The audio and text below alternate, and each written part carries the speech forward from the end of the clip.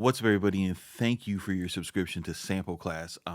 This is the first video, hopefully of many, where you guys can send me your work. Jayon was in the Discord, and he was in the composer section. We were showing off some samples, and he sent this one in. I forget exactly how the conversation went, so I don't want to misrepresent that. And I just asked him, I was like, "Hey, man, send me the stems for that." I think there's some mixing stuff that could be done better, and there's maybe a composition tip I could give you. I'm hoping that this section grows and you guys feel comfortable, sending me some of your work and having having me just be able to listen to it and give you feedback back, and we could grow this section of the course, because I think that it can be really beneficial to you guys and also other people, to see, just like as a baseline of where people start out or anything. When it comes to making samples, it can be a little difficult to have the confidence to say, like, yo, I made something that's so good that other people are going to hear it and want to use it against all these other samples. So let's dig into what Jayon has got. I went ahead and organized the session a little bit. Uh, One thing I would suggest for all of you guys, if you look at the way his stuff is laid out, this is, I believe these are names of instruments inside Reason, like Europa, the Lively Grand, the Grand Scale. When you guys do your sessions, right? Rename your tracks as are working, right? Because it's going to make it easier when it comes times to bounce your stems and everything. You're not going to want to have a stem folder filled up with the names of your VSTs. It's just, especially when everybody else is, saying that because they have the Arturia version of the Juno 6, that they use the real Juno 6. Like, you're gonna you're gonna look you're gonna look a little weak out there. So an easy way to do it is, if you're using Studio One, is just to rename your tracks here, and then you can highlight these. And I have a I'm sorry, and then you could just bounce them, and it'll rename them, right? So that's what's up. So what I did was, I started with just a blank slate, no buses, no nothing, right? So what I'm gonna do now is I'm gonna highlight all of these tracks that we're using to make our sample. Hey.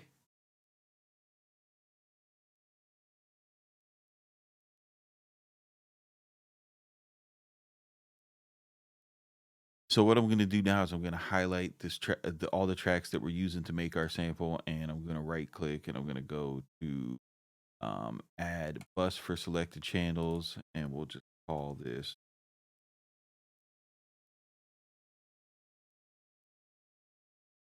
the sample bus for now.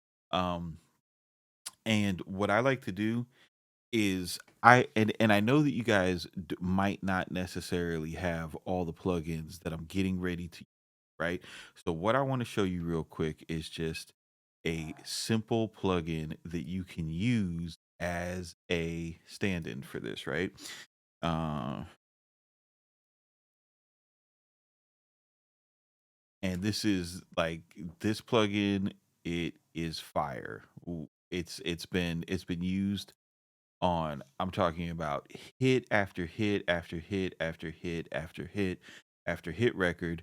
This was huge in the beginning of Pro Tools, of like legendary engineers switching over to 100% in the box, and they were trying to get like that analog sound of just the difference in channels, and feeling like they were working in their console.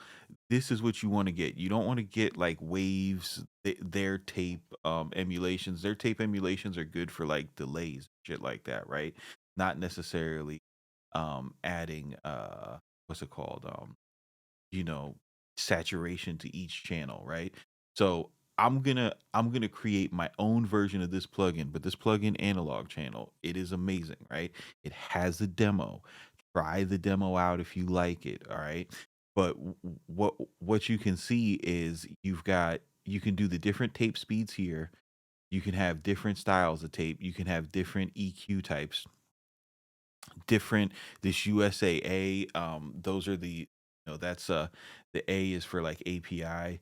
So these are the different the different consoles that you can use, and then it also has you can also see that there's a compression element that's happening here when you drive it. Like I'm telling you, this is what you get. Like don't have Apollo. Like I'm spending so much time on this because this is important. Don't get a whole bunch of other shit. Right. The point is it's $50.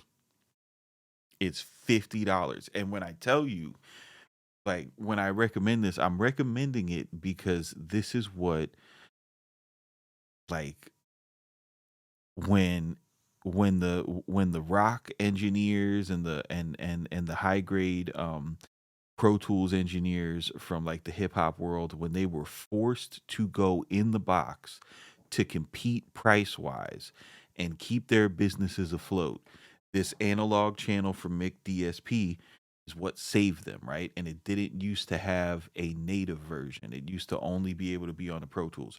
So now you can get this for $50. This plugin used to be so expensive. And the thing I want you guys to remember is you don't always need a new plugin. Okay. You just need something that works and has a record. And this is on countless platinum records. So I'm gonna back up off of that because what I'm gonna show you guys, you're gonna freak out and you're gonna be like, oh my God, I need that. Like, no, you don't. All you need is that plugin. Just my version of it. So the first thing that I do when I when I go to when I go to mix a sample, right? Is and this is with all my stuff, right? Is I create my mix desk. Okay. So my mix desk rolls like this. Oxide, see how this has the 15 and 7 IPS? You see how this has the EQ switch? Like it's almost like this Oxide plugin was taken from another plugin. I don't know which one it could be. So so I take, I take and I run my stuff to tape from the tape machine through the console, right? So here's my virtual console. I'm using the SSLG channel. And what I do is this is just like soft saturation. So say for example, this guy here.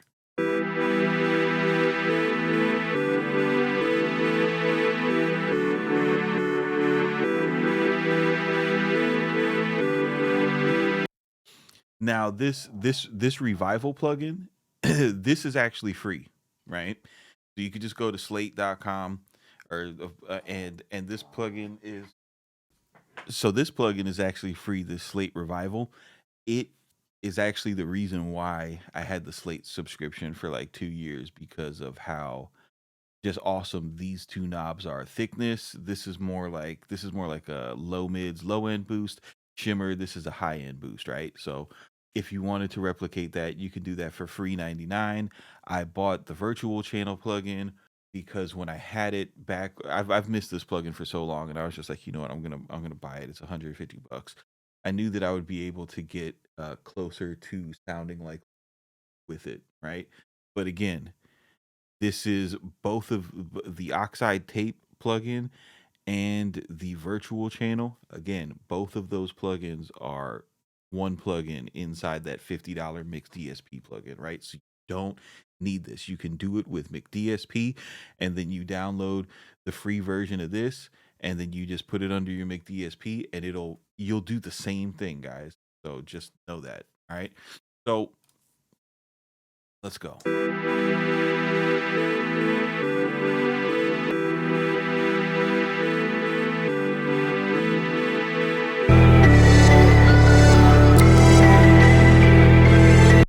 All right, so what I do is I look at my VU meters at the top, and I make sure that none of them are like pinning into the red. That way, I'm not going to have any adverse aliasing from my plugins, right? Then what I do is I go through each track, and I just want to make sure that uh my my oxide tape is like, going into the red, and my virtual mix is going into the red, right? And the sound of this, let's listen to one.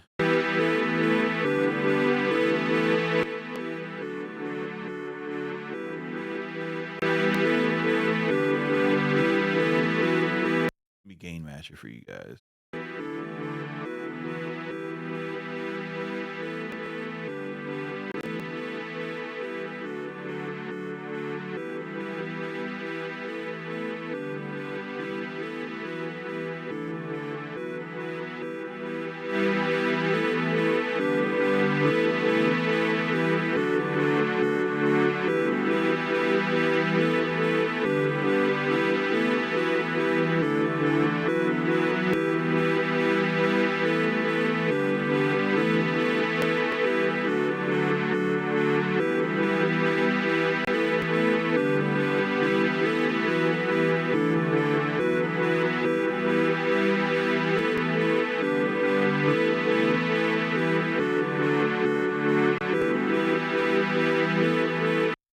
You can hear it like it's such a subtle effect, but you can hear it in I call it like the middle of the sound. It gets the sound gets like a little beefier, and all that is the saturation. If I was to take this and to you could control that effect with how hard you drive the console. So if I took this and just cranked it all the way up.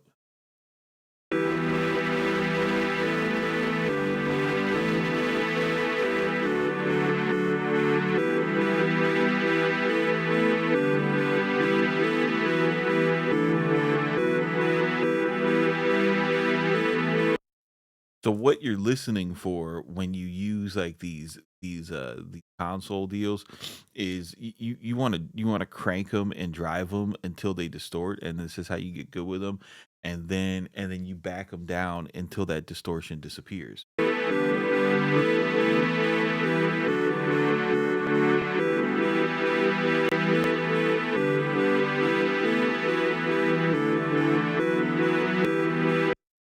And so you'll use your ears the first few times that you do this, and then eventually you'll be able to tell by what goes on in the meter, right? So I don't want you guys to do this based off of your eyes until you understand your plugins, right? So I'll do it with that one.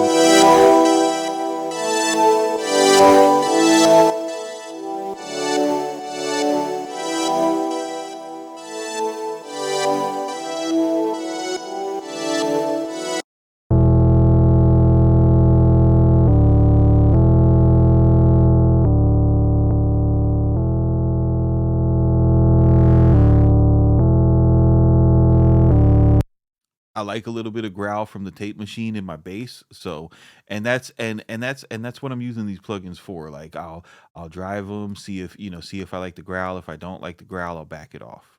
Right.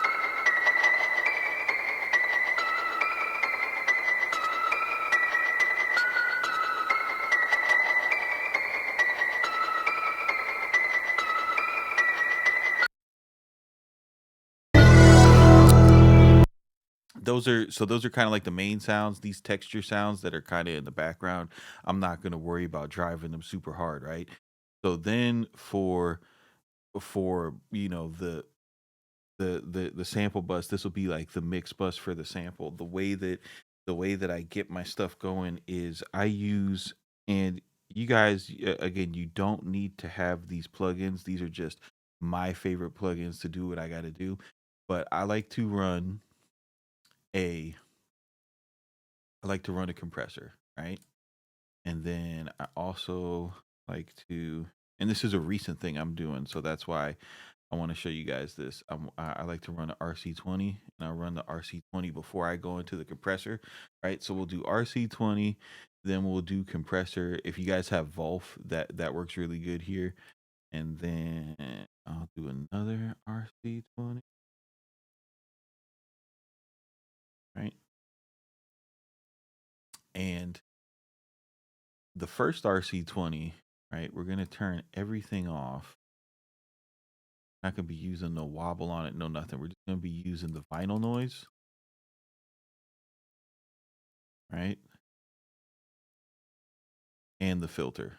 So I want to turn everything. It's a sample. They don't need our sub bass, right? So I'll produce a sample with a sub bass, and it'll have a sub bass, but when it comes down to the final mix, and especially when I'm hitting my first compressor, I don't yeah, I don't need the sub bass, right? So I'm gonna turn this to this mode right here. So we're gonna have like a little resonant peak um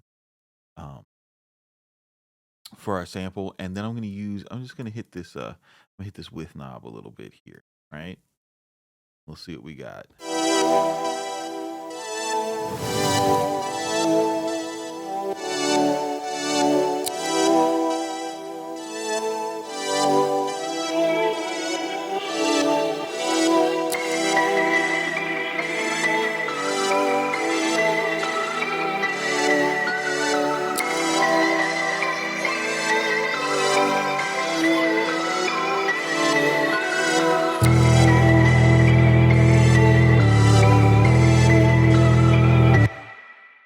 All right. So what I'm looking for and what I'm listening for on my compressor, um, I really like the way the Fairchild sounds, even if you don't fucking have anything going on with it.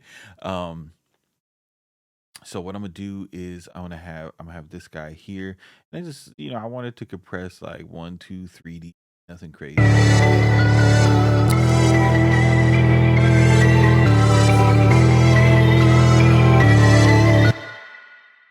We also need a V here.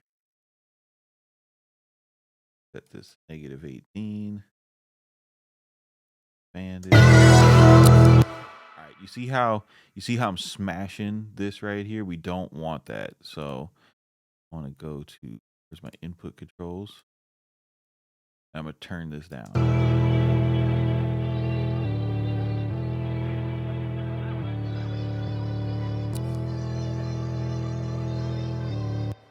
Right? I want the plugins. I want the plugins to give me my gain. I don't want the Studio One software doing that, right? So now I can go into the Fairchild here.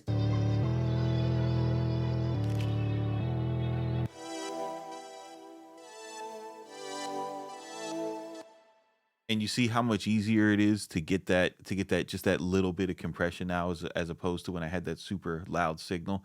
Now I could take my outputs and get it more towards what I want my final volume to be.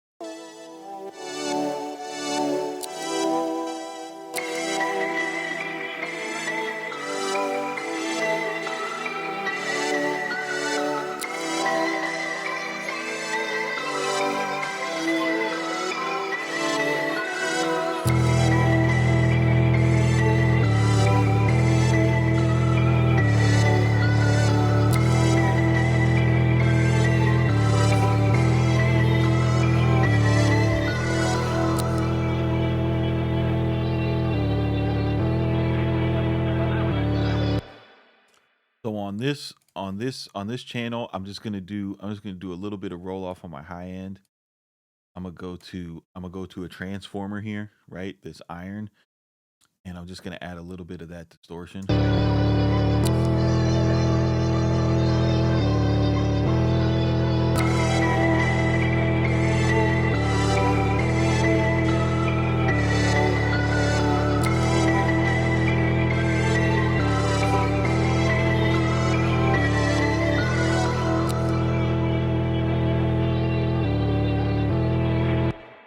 So I'm just using these as like so if you don't have RC20, just so you know what's going on, I'm just using these as you know, kind of like stereo expanders, and just a little bit of harmonic distortion at the end, and then this one and a little bit of just rolling off the highs, just filters.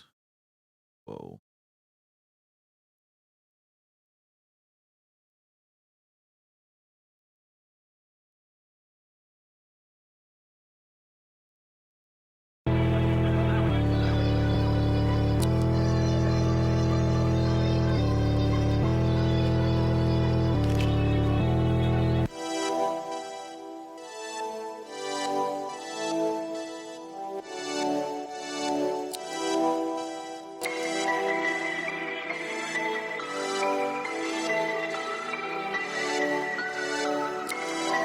All right, so let's look at your textures now because these are really important.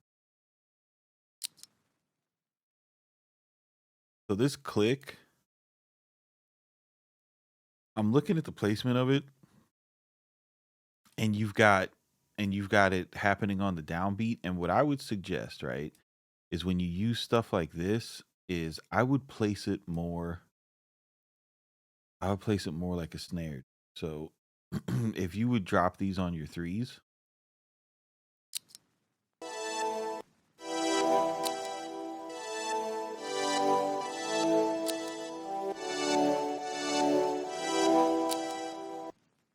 and then for a sound like this, I would use a room reverb. You can either use whatever plugin you have. This is my favorite room reverb. Um,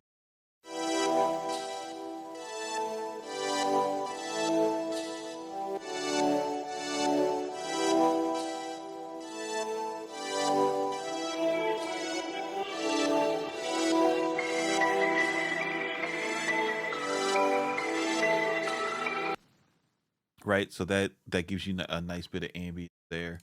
Um,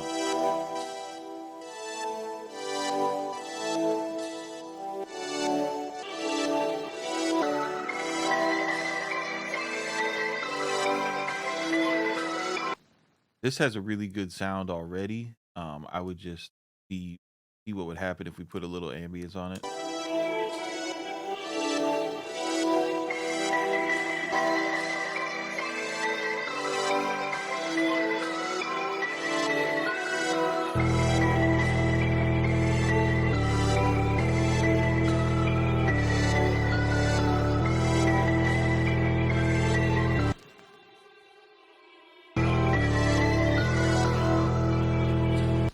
And then because you got two of them, what I'm gonna do is I'm gonna go hard left and hard right. Let's give you space.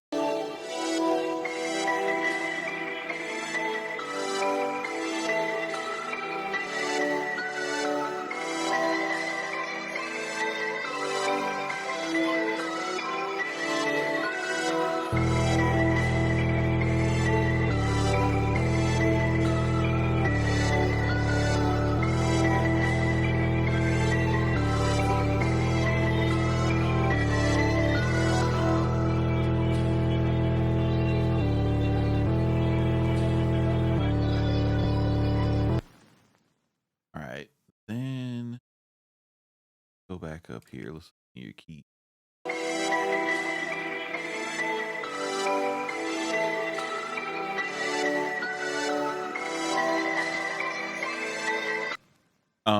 The Waves version of this plugin is really good if you don't have it.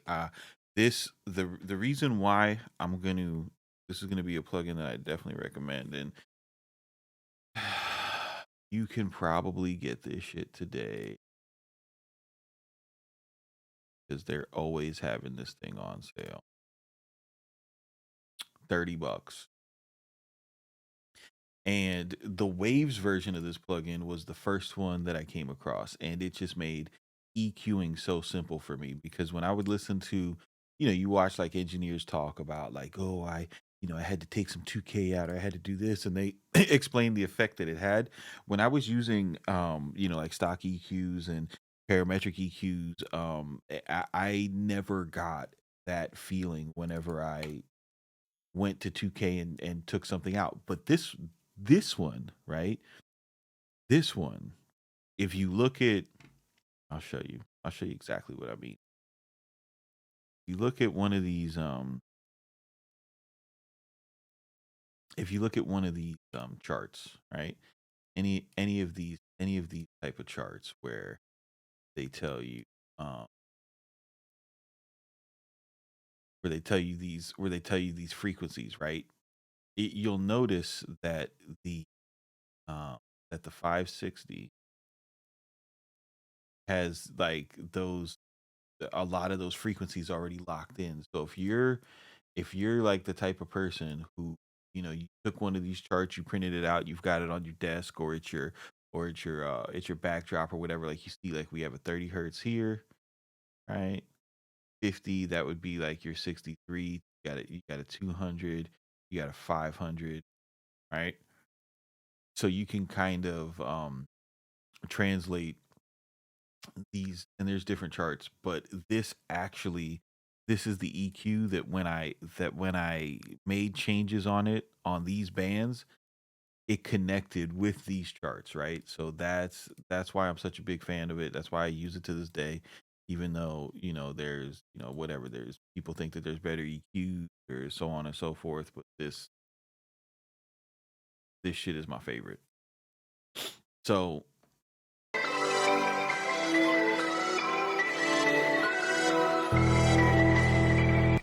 what I like to do with this EQ is I like to get rid of lows in it first.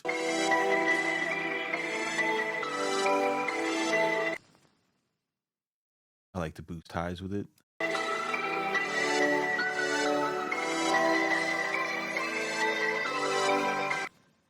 And then taking away 2K and 1K in this are super powerful.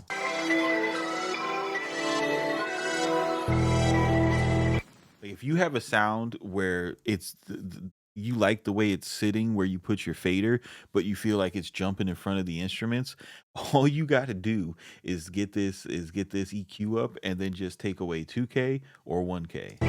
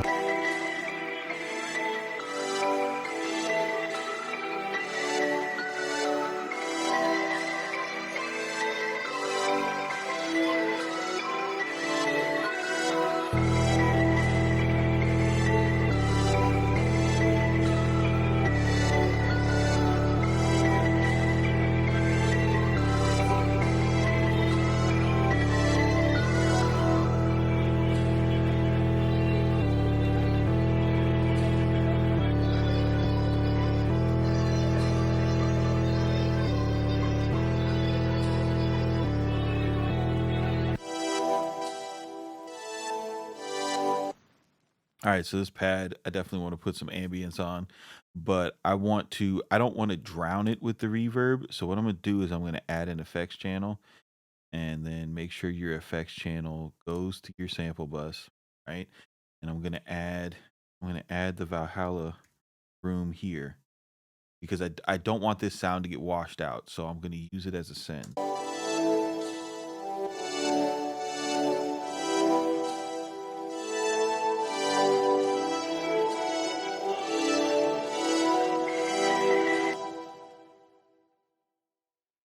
I'm gonna take a Pro EQ and I'm just gonna roll off the lows in this.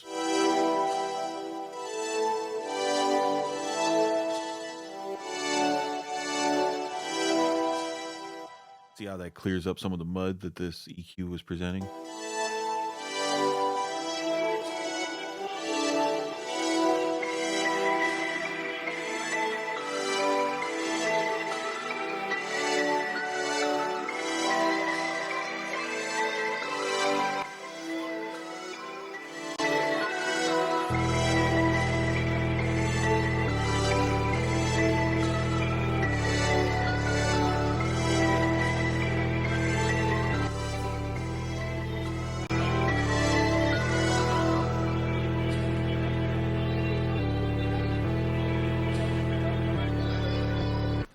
So that's really kind of it for the mixing. Just good practices is just getting your console situation figured out right. You see how much of a difference the console makes to the sound. Choosing your sounds which are going to provide your ambience, which is what I did here with your three texture tracks, and then being able to in order to like beef that ambience up, doing a hard pan left and right, drowning them in reverb, and then picking the two main sounds, which are like your synth keys and your piano, and just making sure that you not only balance them in a way, but EQ them in a way where they're not like fighting for the same frequency spectrum. So if we're gonna like I do this, it's like you like once you learn to manage the 2K region of your mids, your mixes are gonna sound so much better. So, if if something's like that 2K, the instruments are fighting for it. So something's got to give it up. Something has to sacrifice it, and this is my favorite EQ to make that decision with. So if I could just find a couple instruments that I could just boom boom knock that down on, and then maybe when I knock down the 2K, I'll boost up their 16K because we're rolling that off anyway on our master. So, you can the effect that the curve has on the frequency behind that is really nice. Um and then the only other thing that I would say about this sample, now that you've seen like you understand the philosophy of the mastering chain, you understand the philosophy of the console and how we set it up, is that all right, so you've made this sample, right? And when I look at what you've done and listen to it, it sounds it's sample wise, it's cool. And I could take this now, and this is the final test that we do, right? We go, we mix it down, and then we throw it in a sampler, right? I could take this, I could throw it in a sampler, pitch it up, pitch it down. I could even, dude, I could even loop this at 140, put some drill drums on it, and Jayon, this shit'll go. Like I could make a dope beat to this in a few different styles, in a few different ways. Um, but you could go farther with it, and you could make what I'm gonna show you next, um, a part of your workflow, and it's gonna take you to a different place sonically. Um, First, let's go into here. We'll go pitch this up a couple semitones, and we'll hit the fine samples, and let's see if it works out.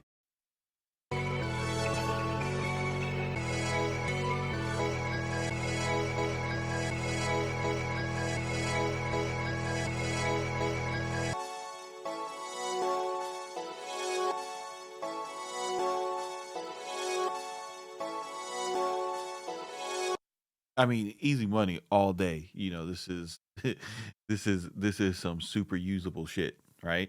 Um, listening to it, on its own, um, and wanting to take your sound to the next level, because you got it, dude. You got you got level one, you got the sound selection, you got the adding textures, you got the having the bass line, having the four parts of your sample is dope. The next step is being able to look at chord track and recognize and say like, okay, this is all like E minor for the most part. And I hear some, I'm not saying that this is like a whole one chord loop or whatever, but I just want to show you what happens, right? Because this is how I work. I'll make something like this, or I'll know that I'm going to make something like this. And what I mean something like this is just something that sounds like a rap beat, right?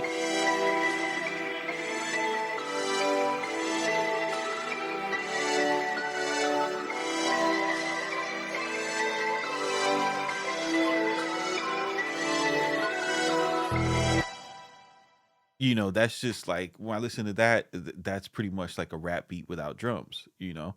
Um, which is great. Like you want to be able to produce song starters, right? Song starters are the door to compositions, right? When you want to walk through the door to compositions, all you got to do, the only thing you got to do, Jayon, is you just have to add more chords, more different chords. So when I look at your stuff, right, and I see that, okay, this is um, E minor seven.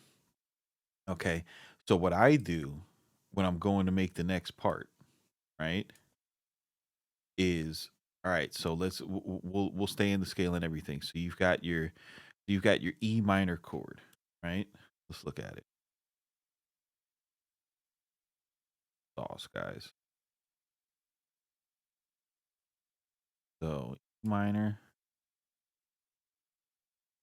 Okay, so what is your fifth of E minor? Your fifth of E minor is B. What we're gonna do is for the next section is we're gonna start with B as our one. Okay, so we're just gonna go B minor, right?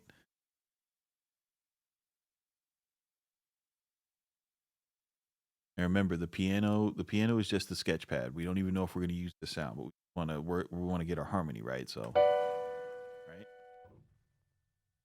and I know that 251 it's it's a godly chord progression, and I'm seeing that you're in the key of E minor over here. So what I'm going to do is, you've got a nice you got this thing going on. So what I'm going to do is I'll make a switch up just with 5 2 5 2 5 2 5 2, because we know that that chord grouping of 2 5 1, like, it always rolls around, it always works. So what I'm going to do is I'm going to take, now that I have this, okay, I'm gonna go to,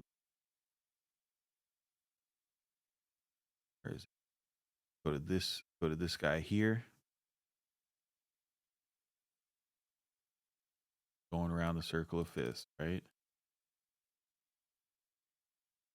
Let's listen to what we got. All right, you see how that sounds a little jacked up? That's because this fifth is flattened. So if I just now I'm just gonna go outside the scale. We're getting a little crazy. Bump this up. And all I did was, this was the fifth.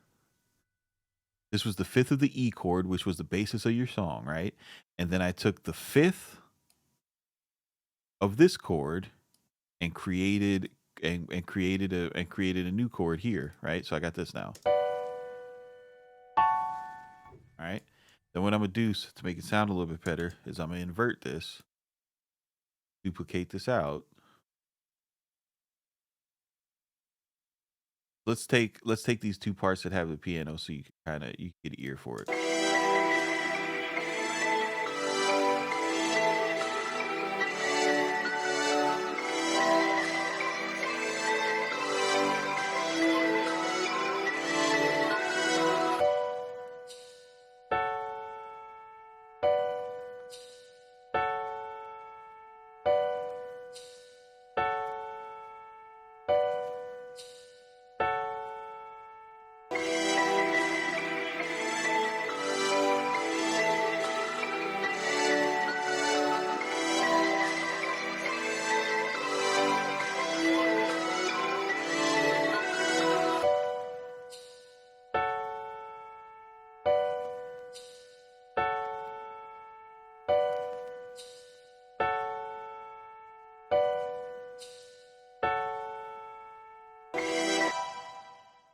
As you listen to them go from one to another, you could hear, like, how much, like, if you were to continue on and build on this, and add the pad to it, add the bass line to it, do a different melody, put your textures in so that they match tonally and things like that, right?